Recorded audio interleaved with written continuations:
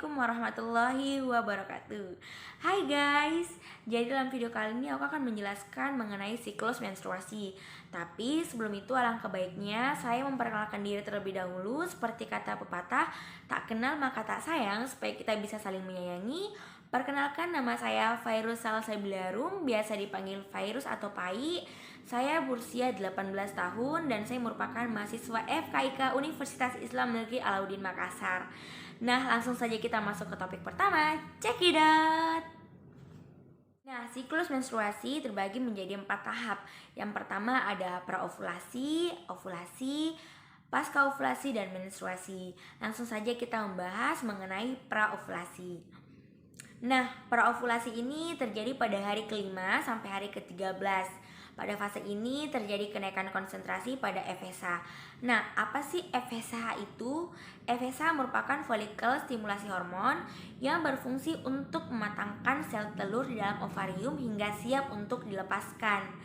Nah, FSH ini diproduksi di kelenjar pituitari di bagian bawah otak. Nah, di mana kenaikan FSH ini akan menstimulasikan folikel-folikel yang berada di ovarium, dimulai dari folikel primer sampai folikel de Graaff. Apa sih folikel de Graaff ini? Folikel de Graaff itu merupakan folikel yang matang atau sudah mencapai waktunya. Nah, di tahap akhir pada tahap praovulasi ini terjadi kenaikan hormon estrogen yang mengakibatkan FSH turun dan LH naik. LH ini serupa dengan FSH, sama-sama diproduksi di kelenjar pituitari di bagian bawah otak, namun memiliki fungsi yang berbeda. Kalau FSH tadi dia berfungsi untuk mematangkan sel telur di dalam ovarium, LH berfungsi untuk merangsang ovarium pada saat pelepasan sel telur. Nah, tahap kedua yaitu ovulasi, di mana ovulasi ini terjadi pada hari ke-14. Nah, pada fase ini terjadi pelepasan oosit sekunder dari dalam folikel de Graaff gitu. Jadi pada akhir praovulasi tadi terjadi kenaikan hormon estrogen yang mengakibatkan FSH terhambar dan LH mengalami penaikan. Nah, menjelang ovulasi, dinding rahim akan menebal tapi tidak terlalu tebal. Nah, setelah terjadi pelepasan oosit sekunder akan menuju ke tuba falopi untuk melakukan fertilisasi. Sedangkan bekas folikelnya tadi tetap berada di dalam ovarium.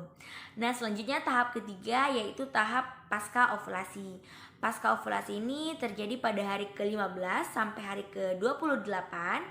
Pada fase ini, folikel yang berada di dalam ovarium atau folikel bekas oosit sekunder tadi berubah menjadi corpus luteum.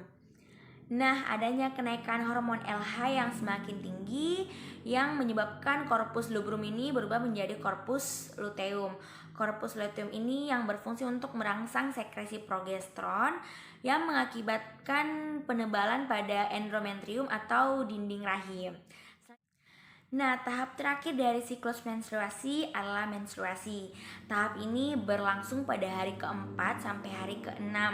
Nah, pada tahap ini tidak terjadi lagi fertilisasi, maka dari itu corpus luteum mengalami degenerasi menjadi corpus albicans, di mana corpus albicans ini tidak dapat merangsang sekresi hormon estrogen dan progesteron sehingga mengakibatkan endometrium mengalami peluruhan atau haid ataupun menstruasi.